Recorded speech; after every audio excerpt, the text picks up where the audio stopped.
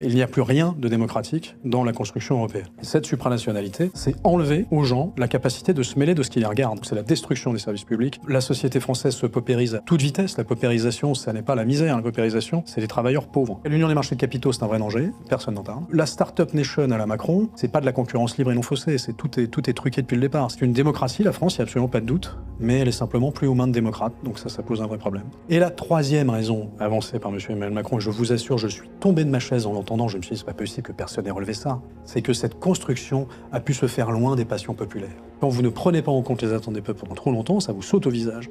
Et ça va pas tarder à arriver.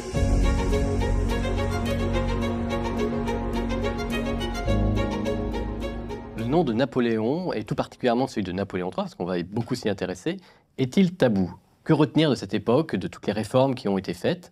Pour en parler, j'ai le plaisir d'accueillir Joachim Murat. Alors je dis Joachim parce que j'ai bien compris qu'il fallait le prononcer ainsi. Prince de Pontecorvo. Troisième tête de liste pour la liste Nous le peuple, menée par Georges Kuzmanovic. Vous m'arrêtez si je dis une bêtise.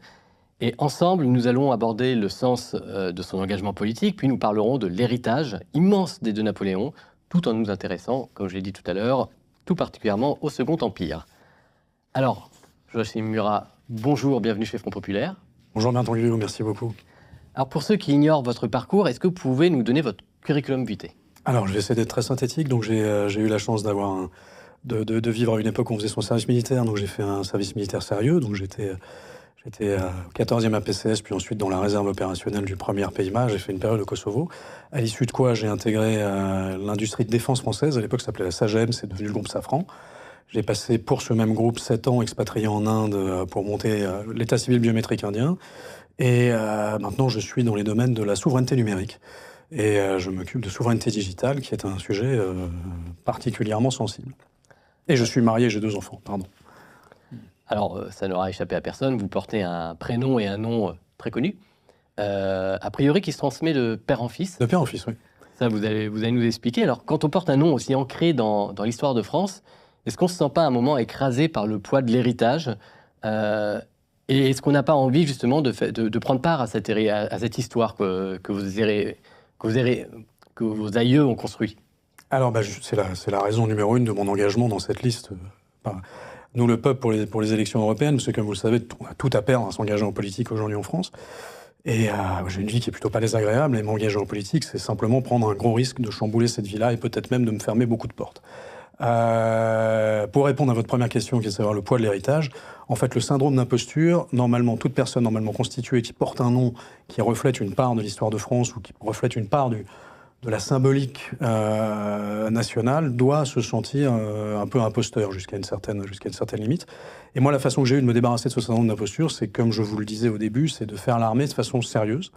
Et ça m'a permis de me débarrasser de ça. Et à partir de là, j'ai pu embrasser cet héritage qui a ses zones d'ombre, mais qui a surtout ses zones de lumière. C'est un héritage d'orage, de foudre, mais surtout du soleil d'Austerlitz. Donc, Et donc vos motivations à cet engagement politique, quelles sont les grandes thématiques? Vous nous avez parlé de cette liste Nous le peuple, alors elle est assez peu connue, hein, oui, on va le dire. Donc moi, ce qui m'intéresse, c'est justement, là, avant les élections européennes, si vous pouvez nous dire très rapidement quels sont les grands axes de ce parti, mouvement plutôt d'ailleurs, et vous, qu'est-ce qui fait que ça vous a attiré? Alors, c'est un mouvement, donc c'est une coalition, c'est une alliance entre l'Appel au peuple, qui est un parti gaulo-bonapartiste auquel moi j'appartiens, et République souveraine de Georges Kuzmanovic, plus des gens de la société civile. Alors moi, il y a une chose qui nous a tous réunis. Alors évidemment, le souverainisme, on parle de souverainisme, en fait c'est vouloir le maintien, et au minimum le maintien, et au mieux le rétablissement de la souveraineté populaire et de la souveraineté nationale, que ce soit en France et dans la construction de l'Union européenne. Donc ça, c'est le point qui nous rassemble. Le second point qui nous rassemble beaucoup, c'est la défense du modèle social français aujourd'hui et le modèle de justice sociale français. Aujourd'hui, la fédéralisation de l'Europe, la volonté de créer des États-Unis d'Europe, se fait complètement dans le dos des peuples. Hein. Vous l'avez rappelé et documenté à longueur d'émissions sur Front Populaire et dans vos multiples revues. Il n'y a plus rien de démocratique dans la construction européenne, depuis déjà au moins une trentaine d'années. Donc ce sont les 3 grandes indépendantes, hein, vous savez, la Banque Centrale Européenne, la Commission et la Cour des justices de l'Union Européenne, qui font la pluie et le beau temps. Le Parlement, bon, il est un peu là pour faire croire qu'on vote, et il a un petit pouvoir, mais il est quand même assez limité. Et petit à petit, on crée une espèce de structure supranationale qu'on va appeler fédération. Vous avez un intervenant, je crois, il n'y a pas très longtemps, qui a bien fait la différence entre ce qu'on appelle fédéralisation et supranationalité. Et cette supranationalité, c'est enlever aux gens la capacité de se mêler de ce qui les regarde. Donc maintenant, tout va être décidé de plus en plus par des techno-gestionnaires, des technocrates, des sachants, comme ce qui est un terme qui, au niveau de Bruxelles, et qui va tomber en plus fine et qui tombe déjà en plus fine sur toutes les populations. Et le problème, c'est que le modèle qui est développé par ce modèle supranational, c'est le modèle anglo-saxon à l'américaine. Donc c'est la destruction des services publics pour la soi-disant concurrence libre et non faussée, c'est-à-dire l'ouverture à la concurrence et à la compétition de tous nos services publics. C'est la destruction de notre modèle social de répartition et de redistribution qui doit être aménagé, qui doit être amélioré, évidemment. Il y a des excès dans ce dispositif, mais moi j'y tiens et je ne peux pas me résoudre à voir ce dispositif français. C'est ce sens de la justice et de l'égalité à la française qui est le fruit de toute l'histoire de France. C'est de Clovis à la Ve République, c'est 1500 ans, tous nos rois, Bouvines avec l'indépendance et un petit peu avant, évidemment Louis IX sous son Saint-Louis sous son chêne, qui a construit ce modèle social français, ce modèle de justice sociale à la française, et qui va être pulvérisé par l'Union européenne telle qu'elle est construite aujourd'hui. Et ça, je ne peux vraiment pas m'y résoudre. Sur l'échiquier politique, vous vous placez où ? L'appel au peuple, le parti auquel j'appartiens, est un parti qui étrangement est classé comme divers gauche par le ministère de l'Intérieur, alors que c'est un parti gaulo-bonapartiste, donc en fait centre-droit. Voilà, c'est très clairement l'appel au peuple centre-droit. République souveraine de Georges Kuzmanović, c'est plutôt néo-chauvinementiste, ce serait plutôt centre-gauche. Voilà. Et nous, le peuple, honnêtement, vous n'avez pas d'extrême absolu, c'est-à-dire il y en a pas tant que ça. En tout cas, à ma connaissance, dans la liste, il n'y en a pas. Mais ça réunit des frexiteurs, ça réunit des bonapartistes, ça réunit des républicains sociaux, ça réunit plein de monde dans un arc, je dirais, rationnel et cartésien. Donc on a Philippe Grégoire, qui est le président fondateur du SAMU agricole, SAMU social agricole. On a Olivier Delorme, l'écrivain essayiste bien connu. On a Nadia, qui est la fondatrice des Mères de France, vous savez, qui a lutté contre le développement du frérisme et de l'islam politique dans les banlieues françaises. On a vraiment un arc très, très large de personnes représentant vraiment, pour le coup, la population française qui travaille, qui est face à des problématiques de précarité et de paupérisation. Je pense qu'on va en reparler en parlant de Napoléon III, mais la société française se paupérise à toute vitesse. La paupérisation, ça n'est pas la misère. La paupérisation, c'est les travailleurs pauvres. C'est que vous avez un boulot, mais vous êtes tellement mal payé. Vous n'arrivez pas à joindre les deux bouts. Voilà, donc c'est quand même vraiment pas normal. Et en plus, ils veulent nous démonter notre modèle social et en tous les cas nos services publics. Donc ça, c'était... J'interviens parce que dans un débat, Valérie Hayé a dit qu'une personne qui n'arrivait pas à joindre les deux bouts, c'était un reportage, je ne sais pas si vous l'avez vu, d'une personne qui n'arrivait pas à joindre les deux bouts, qui faisait du repassage, qui faisait du ménage, et qui craignait le contrôle technique. Et Valérie Hayé lui avait dit qu'il fallait changer et prendre une voiture électrique, qu'elle n'aurait plus de problème de... Mais pourquoi pas? Il faut acheter une Tesla dans ces cas-là, madame. Vous êtes vraiment, c'est pas possible. Vous n'avez pas 60 000 € à mettre dans une Tesla, mais qu'est-ce que vous avez fait de votre vie? Vous avez peut-être pu mesurer à ce moment-là le précis, la déconnexion d'une certaine élite. Ah non, mais évidemment, c'est parfaitement choquant. Et vous avez de plus en plus de Français qui sont forcés d'accumuler plusieurs jobs dans la journée pour effectivement joindre les deux bouts. Et puis vous avez une inégalité dans le système social qui est patent, qui d'ailleurs a été fabriquée par les socialistes. Vous savez que c'est François Hollande qui a cassé l'égalité face au modèle social en enlevant notamment les aides aux familles les plus riches pour les aides à la petite enfance. Donc maintenant, on les réservait aux familles les plus en demande. Mais non, normalement, il devrait y avoir égalité parfaite face au modèle social. Et ça a créé une accélération de la paupérisation de la classe moyenne. Donc quand vous êtes deux jeunes parents, que vous gagnez plus de 3 000 € par mois, pour avoir accès à une place en crèche, bon courage. 3 000 € par mois, pas par personne, le couple. Donc déjà, pour habiter dans une grande métropole, à 3 000 € par mois, vous oubliez à tout jamais, les loyers sont tellement élevés que c'est absolument pas en rêve. Pas de chance, c'est là que sont les bassins d'emploi, donc vous avez toujours... Et pour trouver une crèche pour le petit dernier, c'est pratiquement impossible. Donc vous avez de plus en plus de gens qui prennent la décision, l'homme ou la femme, en général c'est plutôt la femme, qui décide de quitter son job pour s'occuper de l'enfant à plein temps, parce que s'il fallait avoir une crèche et une nounou, ça vous coûte aussi cher que ce que vous rapporte votre salaire. À 200-300 € près, vous gagnez 300 € et en plus vous n'êtes pas avec votre gamin. Donc vous préférez... Voilà, donc il y a quelque chose, il y a un combat féministe là-dessus par exemple qui est totalement absent. Totalement absent. Structurellement, l'aide sociale à l'enfance, l'aide sociale pour les jeunes parents, même pas l'aide sociale, l'infrastructure faite pour les jeunes parents, alors qu'on nous appelle à faire du réarmement démographique, c'est ça, est tellement mal fait que vous avez des femmes qui décident de quitter leur emploi parce qu'elles n'ont pas les moyens de faire l'un ou l'autre. Oui, donc c'est quand même pas normal. Là. On a vraiment, enfin, ça fait partie des centaines d'exemples de ce que deviennent nos services publics, avec l'aide, le soutien et l'accélération des directives de l'Union européenne. Alors, ce mardi 4 juin, il y a eu un débat sur France Télévisions avec 16 candidats et la liste « Nous, le peuple » était absente. Oui. Comment vous vivez cette invisibilisation ? Évidemment très mal, parce que si vous voulez, aujourd'hui, quand vous êtes une liste d'initiatives citoyennes, vos chances d'y arriver sont d'exister, parce que si vous n'êtes pas vu à la télé, vous n'avez aucune chance d'atteindre un certain pourcentage aux élections. C'est pratiquement impossible. Donc aujourd'hui, les élections européennes, mais les autres aussi, sont complètement trustées par les partis existants en place. Vous ne pouvez pas avoir de création nouvelle. Ou si vous voulez faire une création nouvelle, il faut que vous soyez entièrement soutenu par des gens qui ont énormément de moyens, et notamment des moyens médiatiques. Si vous n'avez pas ou l'un ou l'autre ou les deux, vous allez ramer énormément. Et donc nous, on rame énormément, parce que vous rendez-vous compte qu'aujourd'hui, pour une élection européenne, il faut rassembler à minima 700 000 € de votre poche, hein. Parce qu'il faut imprimer 108 millions de bulletins de vote à distribuer dans 70 000 bureaux de vote, 52 millions de professions de foi et 150 000 affiches. Et ensuite, il faut tout envoyer et tout coller à vos frais. Donc, et quand vous avez fait ça, vous n'avez pas fait un meeting et vous n'êtes toujours pas passé à la télé. Donc il faut déjà réunir une somme très importante. Donc si vous n'avez pas de trésor de guerre ou si vous n'avez pas derrière des grosses fortunes qui vous soutiennent, bien, ça ne marche pas. Donc la Startup Nation à la Macron, à la Emmanuel Macron, cette soi-disant Startup Nation, c'est pas de la concurrence libre et non faussée, tout est truqué depuis le départ. Si vous n'êtes pas déjà un mammouth de la politique ou si vous n'avez pas un oligarque derrière vous, vos chances de faire entendre votre voix sont quasiment nulles. Et quand vous êtes souverainiste, quand vous avez le tampon infamant de souverainiste, parce qu'aujourd'hui la nouvelle infamie c'est d'être souverainiste, alors là, vous oubliez à tout jamais. Oui, je me rappelle, alors je crois que c'était Libération qui avait, ou je ne sais plus quel média pour être très honnête, qui avait placé Georges Kumanovic parmi les personnalités de droite. Qui connaît Georges Kumanovic est surpris. Curieux. Oui, c'est quand même curieux. Alors, en plus, si vous voulez, on a teinté d'infamie le terme souverainiste. Ça, c'est la fabrique rhétorique a réussi à faire du souverainisme quelque chose d'insultant, en l'assimilant, en l'amalgamant au populisme, aux anti-vax, aux complotistes un peu foutraques, etc., etc. En mettant en avant uniquement des figures souverainistes qui sont parfois un petit peu amusantes, un peu étranges.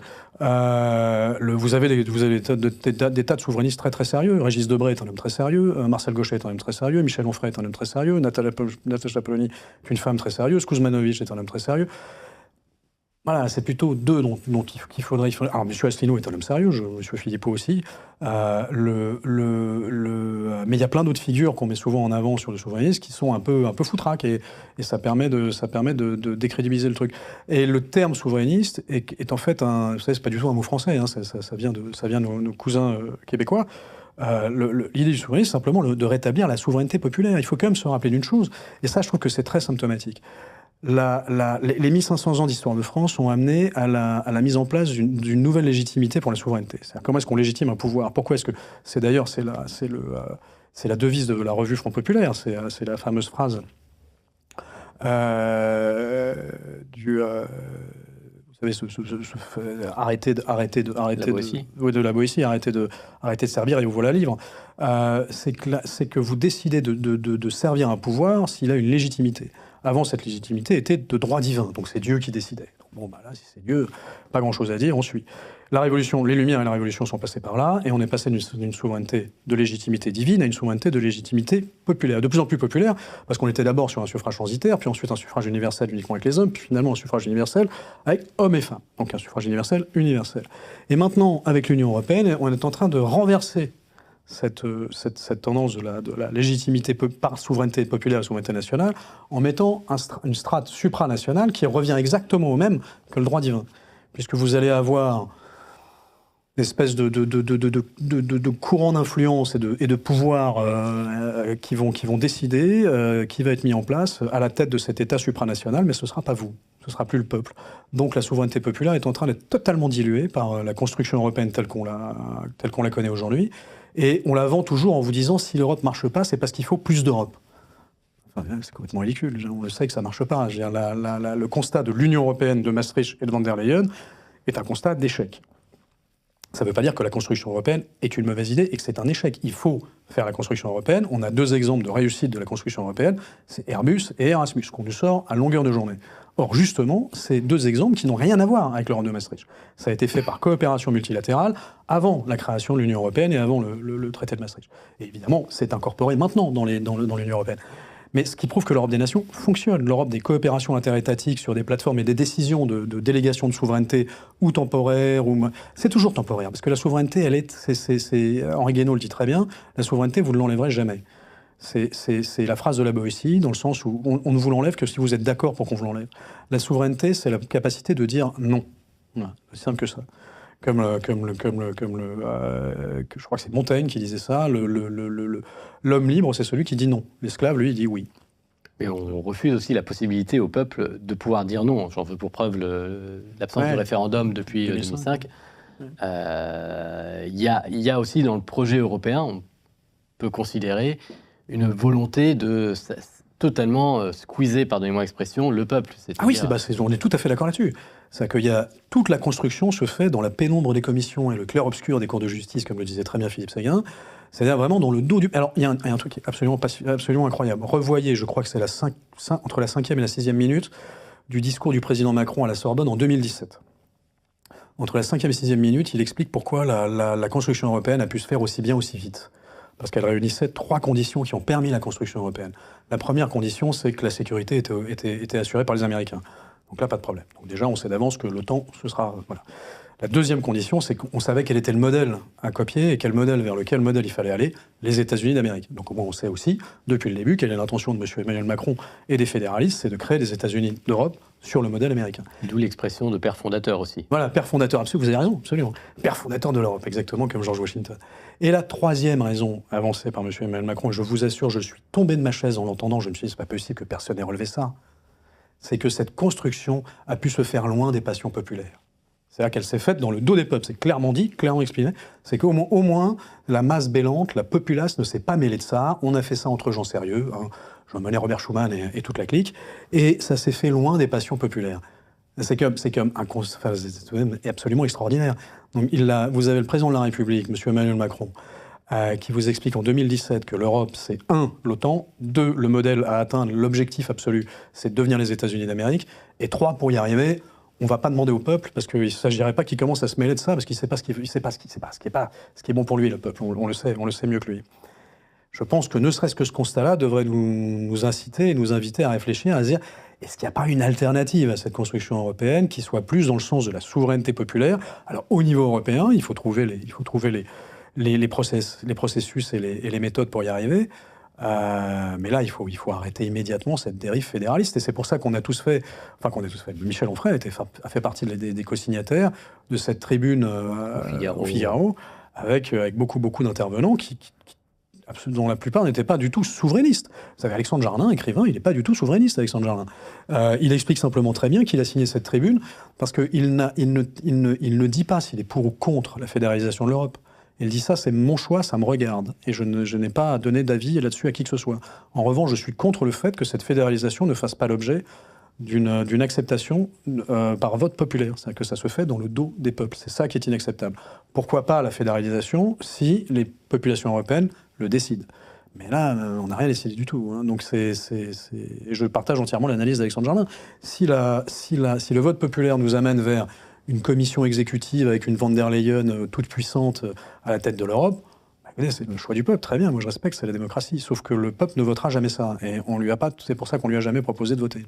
D'ailleurs, vous remarquerez que dans les élections européennes qui viennent, là, nulle part la Macronie, à un moment, a dit que la probable défaite qui s'annonce aurait une quelconque conséquence sur un quelconque infléchissement. On a l'impression que finalement, c'est un coup pour rien. Pour rien. Et puis un quelconque infléchissement, que ce soit national ou au niveau européen, c'est-à-dire supranational. Il n'y aura aucun infléchissement. Les Français peuvent voter massivement pour les partis anti-construction européenne à la von der Leyen. Ça ne change rien du tout. C'est magique. Alors, je vais quand même parler de votre liste, aborder un point qui est un petit peu douloureux. Vous avez été attaqué par Check News, donc l'agence. C'est plutôt assez marrant. Libération, les fact-checkers de Libération, pour avoir utilisé des portraits générés par intelligence artificielle pour une partie de. Ouais, pour 5 ou 7. Voilà. Alors, pourquoi l'avoir fait? Et la deuxième question que j'ai derrière, c'est. Parce que la justification de Georges Kuzmanovic, ça a été de dire que c'était des personnes qui souhaitaient absolument garder l'anonymat. C'est vrai. Et moi, la question, c'est justement, est-ce qu'il y a des combats trop dangereux à mener dans la sphère privée? Justement, c'est pour ça que cet article-là, Bertrand, je suis content que vous me posiez cette question, parce que cet article de Libération, alors c'est d'abord un symptôme de plus de la ligne politique de Libération. Mais ça, ils ont une ligne politique assumée, ils sont progressistes, pro-Glucksmann, voilà, très bien. Donc ils tapent sur tout ce qui n'est pas dans ce sens-là. Après tout, c'est avec mon argent, puisqu'ils sont subventionnés par mes impôts. Mais remarquez quand même qu'ils ne tapent pas vraiment sur les puissants, en l'occurrence. Oui, non, assez peu. Mais là, ce qu'il y a d'intéressant, c'est que cet article dont le projet était de décrédibiliser nous, le peuple, déjà, c'est bien, on attire l'attention, c'est plutôt une bonne chose. Ça met le doigt sur un sujet qui est très important. C'est ce qu'on se disait en début d'entretien. Pour se lancer en politique en France aujourd'hui, il faut, beaucoup d'argent, beaucoup de moyens, et 2, il faut être protégé. Parce que effectivement, nous avons 7 il faut, pour la liste des européennes, il faut réunir 81 candidats, qui soient tous éligibles. Et donc ça, c'est vérifié, c'est checké des centaines de fois par le ministère de l'Intérieur. Tout est vérifié, que vous n'ayez pas de... Enfin, il y a tous les critères pour être éligible qui sont vérifiés à la loupe sur chacune des personnes. Mais il faut pouvoir réunir 81 personnes. Et pour trouver 81 personnes aujourd'hui qui sont prêtes à s'engager en politique, publiquement, vous en avez beaucoup qui vont dire non, attendez, moi je ne veux pas perdre mon job. Et les 7 en question n'avaient tout simplement pas envie de perdre leur travail. Donc on est dans un pays où si vous vous engagez sur une liste qui est en gros centre-droit, centre-gauche, c'est pas, on n'est pas sur de l'hurluberlu qui veut faire des bases sur l'intérieur d'une lutte qui serait creuse, ou sur de l'identitaire acharné qui veut faire des grands bûchers avec tout ce qui n'est pas blanc et catholique. Donc on n'est quand même pas dans un truc... Et là, on risque quand même de perdre son job. Et donc les 7 personnes en question existent. Elles ont donné leur nom, leur prénom, leur carte d'identité, les extraits de casiers judiciaires, etc., au ministère de l'Intérieur. Mais vous avez le droit, c'est dans le code électoral, vous avez le droit d'avoir un alias. Vous avez le droit de ne pas être représenté. C'est tout à fait... le code électoral vous dit simplement la personne est éligible. Alors, si ça avait été... Elle est éligible, c'est-à-dire qu'elle est... elle correspond au code électoral. Sur une liste de 81 personnes aux élections européennes, les 81 personnes ne seront jamais. C'est pas possible. Il faut faire 100% pour avoir les 81 personnes élues au Parlement. Donc, dans le meilleur des cas, vous avez 6, 10, 12, 20 personnes qui vont être parlementaires. Donc, dans la fin de liste, c'est franchement, démocratiquement, pas du tout un problème que la personne se présente sous un alias, puisqu'il ne sera pas au Parlement. Donc, mais ce qu'il y a d'absolument fou, c'est qu'on soit dans un pays où les gens aient peur pour leur travail de se présenter sur une liste citoyenne, c'est-à-dire de se mêler de ce qui les regarde. Donc, 1, vous risquez de perdre votre job. 2, il faut rassembler 1 million d'euros. C'est normal, ça? Donc, vous comprenez que de plus en plus, on s'oriente vers un système démocratique qui, à mon avis, commence à décevoir beaucoup. C'est-à-dire que c'est une démocratie, la France, il n'y a absolument pas de doute, mais elle est simplement plus aux mains de démocrates. Donc ça pose un vrai problème.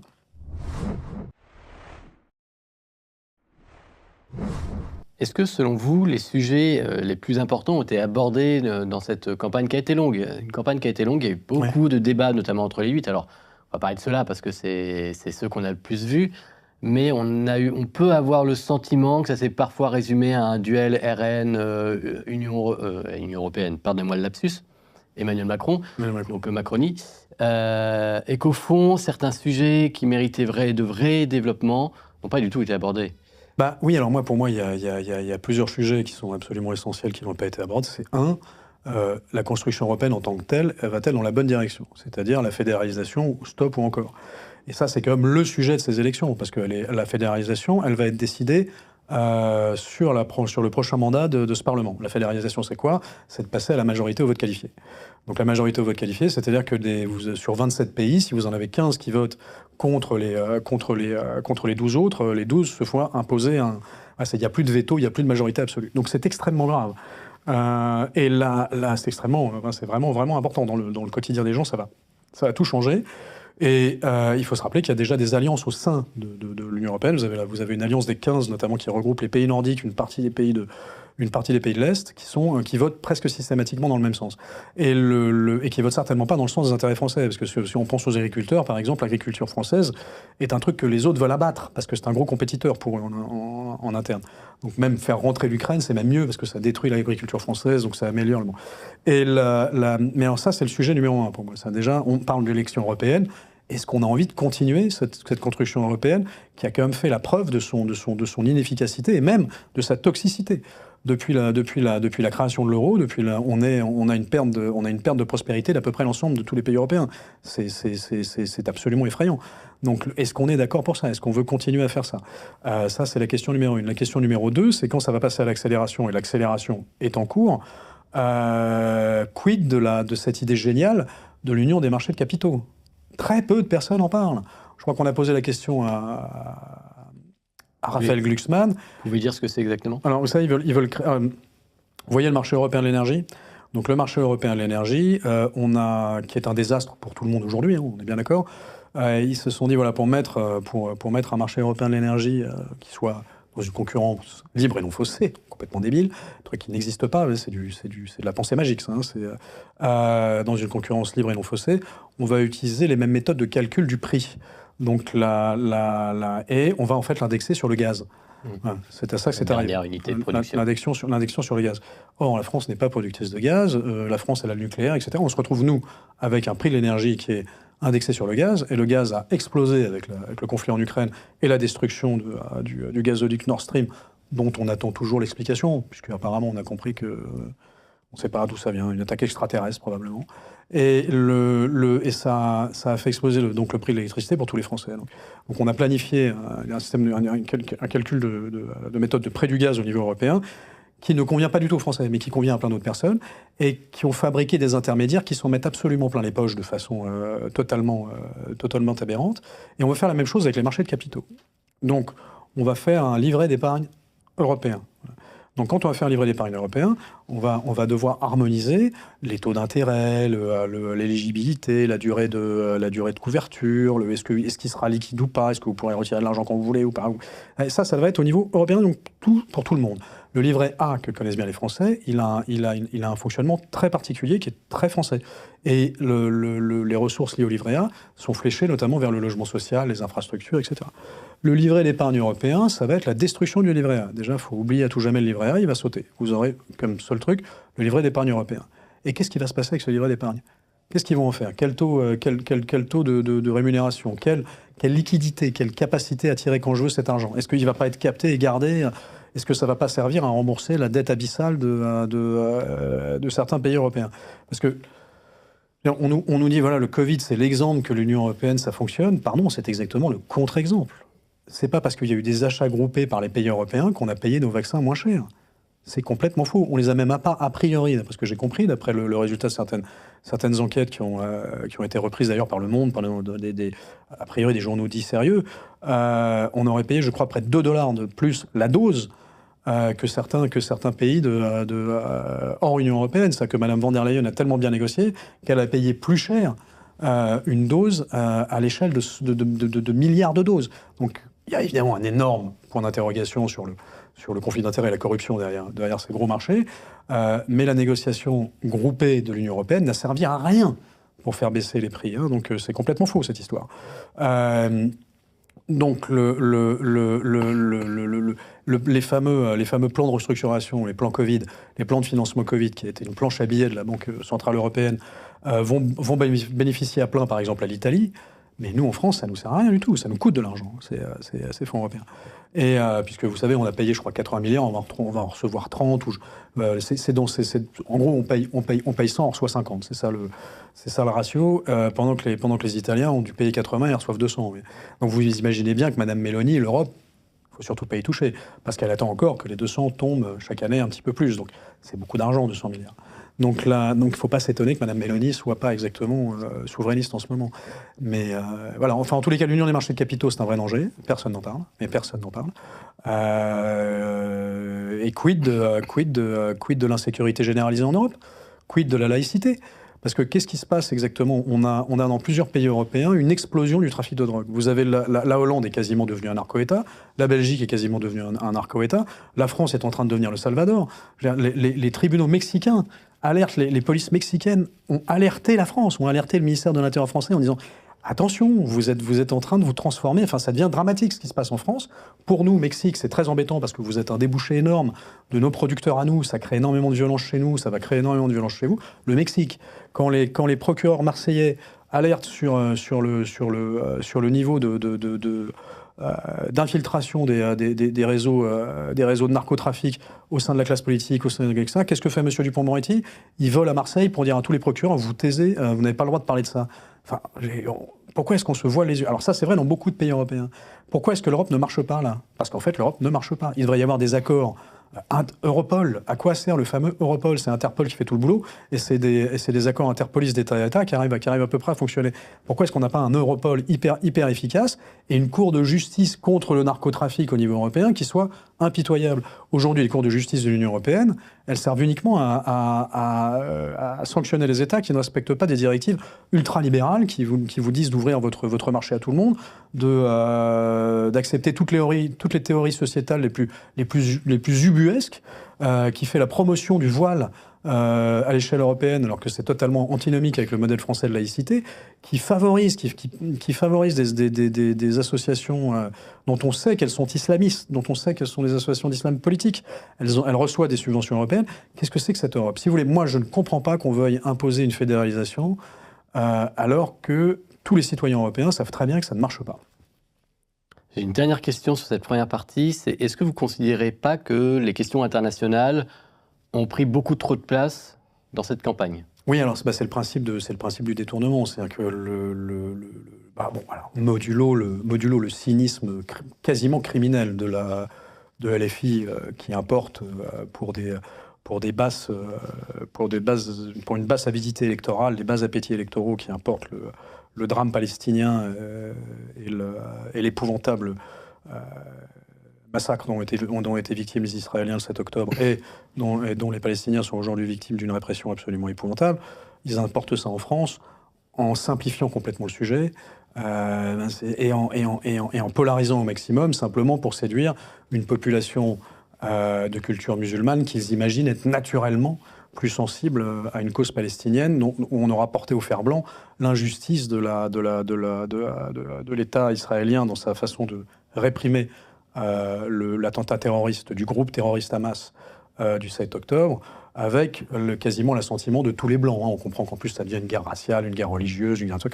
Donc il y a une espèce d'antisémitisme qui se réveille, il y a un truc. Enfin, c'est parfaitement indigne. Donc ça permet effectivement de détourner l'attention. Ça c'est très bien. On parle beaucoup moins d'Ukraine, je trouve. Je trouve qu'on a là pour le coup, il y a un sujet qui nous concerne là très directement.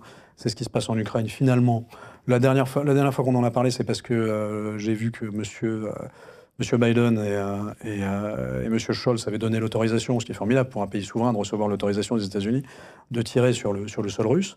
Donc, parfait, M. Zelensky est très souverain, on comprend qu'il est vraiment aux commandes, il attend l'autorisation pour pouvoir ouvrir le feu. Je comprends que M. Macron va aussi dans cette direction, ce qui est évidemment honnêtement, je ne suis pas dans le secret des états-majors, mais ça ressemble c'est de la folie furieuse. Attaquer un pays qui est une puissance nucléaire comme la Russie, c'est très étrange d'avoir une volonté pareille. Et si vous avez la moindre capacité à mettre en doute cette politique, à dire attendez, mais est-ce que vous êtes sûr que c'est une bonne idée d'attaquer les Russes? Est-ce qu'on ne devrait pas plutôt essayer d'avoir une action diplomatique extrêmement ferme pour imposer un cessez-le-feu et appeler à des négociations de paix tout de suite? Parce que pendant ce temps-là, le peuple ukrainien est en train de se faire massacrer et il ne s'agit pas de jouer avec une puissance nucléaire dont on ne sait pas jusqu'où elle peut aller. On ne sait pas jusqu'où elle peut aller, donc on ne va pas commencer à jouer avec ça. Et si vous avez ce discours-là, vous êtes un poutinophile, vous êtes quasiment munichois, on comprend que vous êtes pratiquement un adepte d'Adolf Hitler et de l'invasion de la Pologne, vous êtes un collaborationniste, c'est de la folie furieuse, parce que vous êtes antifédéraliste. Et seule l'Europe fédérale peut vous sauver des Russes. Et à nouveau, ils utilisent cet argument pour vendre l'Europe fédérale. Donc moi, Non, si les sujets internationaux dans l'élection européenne, ça paraît pas aberrant qu'ils s'invitent, puisque l'Europe, c'est un sujet international. Mais on a parlé de tout sauf d'Europe. On a parlé de Gaza, on a parlé de ce que vous voulez, mais c'est pas l'Europe, ça. Donc, c'est pas la construction européenne et c'est pas l'avenir des peuples européens dans leur construction européenne. Et moi, pour conclure là-dessus, ce qui m'étonne beaucoup, c'est l'aveuglement des décideurs européens qui veulent nous enfoncer à marche forcée dans la gorge cette Union européenne fédérale, cet État supranational européen, alors qu'ils pourraient l'obtenir simplement en démontrant que l'Europe fait quelque chose. Quand l'Europe aura fait des choses efficaces, quand l'Europe aura servi à quelque chose, quand l'Europe aura protégé ses frontières, quand l'Europe aura lutté contre les trafics de drogue, quand l'Europe aura rétabli l'ordre dans tous ces pays, quand l'Europe aura vraiment rétabli la sécurité, quand l'Europe aura rétabli la prospérité en prenant des mesures de protectionnisme, même light, contre les produits chinois, contre les produits turcs, contre les produits brésiliens, elle en est incapable, elle ne le fait pas. Donc tant qu'elle n'a pas fait ça et qu'elle n'a pas démontré aux habitants européens que la construction européenne, effectivement, c'est bénéfique, il ne faut pas rêver, on sera tous toujours contre cette construction-là. Alors, je vous propose de passer à la deuxième partie, on va parler histoire. Pour introduire, je voudrais savoir un petit peu ce que vous pensez de ce qu'il en est de l'attachement de la France et des Français aux grandes figures historiques. Parce que moi, si vous voulez, je suis assez frappé de voir que dans le discours public, les références historiques ont quand même tendance à vachement diminuer. A beaucoup diminué, c'est-à-dire qu'à part De Gaulle, qui manifestement tout le monde est gaulliste aujourd'hui, même ceux qui auraient détesté De Gaulle à l'époque, à part Général De Gaulle, j'ai pas l'impression qu'il y ait une figure, même Jaurès, alors je sais, Georges Kuzmanovic par exemple parle de Jaurès, mais ils sont très très peu finalement à utiliser l'histoire. Moi ce qui m'intéresse, c'est est-ce qu'il y a une perte d'intérêt de l'histoire, une perte d'emprise de l'histoire en France? Alors, vous oubliez comme la figure de Robespierre, qui est remise en avant sans arrêt par cet avenir lumineux que nous promet la France insoumise. Oui, non, vous avez raison, évidemment, oui, ça se constate dans chacun des discours, dans chacune des références. Alors, il y a une double raison à ça. La première, c'est que de toutes les façons, de plus en plus, les acteurs politiques il y a une médiocrité de la connaissance historique, il y a une médiocrité de la culture qui se voit dans les acteurs politiques, mais en fait un peu partout. Et de toutes les façons, le niveau général de connaissance historique a été largement abaissé. Alors là, à nouveau, vous savez que l'Europe y travaille beaucoup à abaisser le niveau de connaissance historique pays par pays, puisqu'il faut créer maintenant une histoire européenne, pourquoi pas, donc ultra simplifiée. Et donc pour s'adresser maintenant à un électorat, il faut être aussi trivial que possible. C'est-à-dire qu'on vous prend pour des imbéciles, on nous prend pour des imbéciles, et ça va être de pire en pire. On va nous prendre de plus en plus pour des imbéciles. Alors que, moi qui suis régulièrement au contact de plein de gens d'horizons très très différents, un peu partout en France, pour des conférences, alors c'est vrai que c'est toujours dans un cadre de commémoration historique. Donc il faut être juste, le public auquel j'ai affaire est un public qui est sensible à l'histoire. Donc, mais je sais que c'est un public qui est très très large. Donc il y a énormément, je suis toujours très bluffé du nombre de jeunes en France qui connaissent finalement plutôt bien leur histoire. Alors, vous avez bien sûr, mais comme toujours, comme à toute époque, vous avez bien sûr une partie de la jeunesse qui s'en moque un peu, ça l'intéresse pas, elle a pas ça en tête, elle va peut-être s'y intéresser plus tard, mais elle s'y intéresse pas maintenant. Et j'ai vu qu'il y avait eu cette étude qui démontrait que quand on demandait aux jeunes de moins de 25 ans, je crois, pour vous, qu'est-ce que vous, moins de 18 ans, je sais plus, pour vous, qu'est-ce que c'est que le 14 juillet? La réponse était le bal des pompiers et le feu d'artifice. Pratiquement personne répondait la prise de la Bastille. Donc oui, il y a un effondrement de la connaissance historique et évidemment, c'est un drame. Et il y a aussi également le côté, peut-être un peu... On a l'histoire honteuse. Oui. Et l'histoire honteuse, je pense notamment à... Ne lancez pas là-dessus, Bertrand. Allez, je vous ai lancé, allez-y. Oui, l'espèce d'auge, de pataugeoire à repentance dans laquelle on nous a jetés. Alors, le grand début, ça a été Bernard-Henri Lévy et Laurent Geoffrin avec les nouveaux philosophes. Là, le ventre est encore fécond, on peut sortir la bête immonde. Mais après, c'est passé à la surmultiplier avec Monsieur Chirac et Madame Taubira, qui ont fait des tours de magie pour nous balancer dans la repentance coloniale et esclavagiste. Bien sûr, Mitterrand avait mis sa dose avec touche pas à mon pote. On a effectivement la commémoration honteuse. Vous en rappelez peut-être pas, mais moi je l'ai vécu de façon personnelle. En 2005, c'était le bicentenaire de la bataille d'Austerlitz. La bataille d'Austerlitz, c'est une bataille qui est gagnée par les soldats de l'an 2. La France est un empire depuis un peu moins d'un an. Et donc les soldats qui sont sur le champ de bataille d'Austerlitz, c'est les soldats de la Révolution. Donc c'est les soldats de la République. Et ils vont mettre en échec 3 puissances extrêmement obscurantistes, 3 empires obscurantistes. en cri de vive la liberté. Donc et ça va complètement redessiner la carte de l'Europe et de l'Europe telle qu'elle existe aujourd'hui. Donc c'est une bataille qui historiquement a un rôle important en France évidemment, mais dans toute l'Europe. Donc c'est un sujet intéressant de commémoration et de célébration. Monsieur Jacques Chirac à l'époque a évidemment interdit de célébrer, mais il a interdit de commémorer. La seule commémoration qu'il y avait sur Austerlitz sur le sol français, elle a eu lieu place Vendôme. C'est la Saint-Cyrienne qui est une association privée qui est liée aux enfants, enfin aux épouses, je crois, je vais dire une bêtise, mais c'est une association de Saint-Cyr, c'est l'association privée de Saint-Cyr. Donc j'étais là avec mon cousin, le prince Napoléon, le Jean-Christophe Napoléon Bonaparte, avec ma tante, la princesse Alix Napoléon, la princesse Napoléon. On était tous les trois. Il y avait des représentants de l'état-major français, mais c'est tout. C'est la seule célébration qu'il y a eu. Le 2005, c'était également le bicentenaire de la bataille de Trafalgar. Et là, qu'est-ce qu'a fait M. Chirac? Il a envoyé un porte-avions pour aller célébrer Trafalgar. Quand vous envoyez un porte-avions, il est escorté par un sous-marin nucléaire et par une escadrille Rafale. Ça coûte des millions. Donc les Français ont payé des millions pour commémorer, célébrer Trafalgar pour les Anglais, mais on a eu interdiction de célébrer Austerlitz. Donc oui, c'est absolument honteux et lamentable. Ça se calme un peu là. Je trouve que on devient un peu moins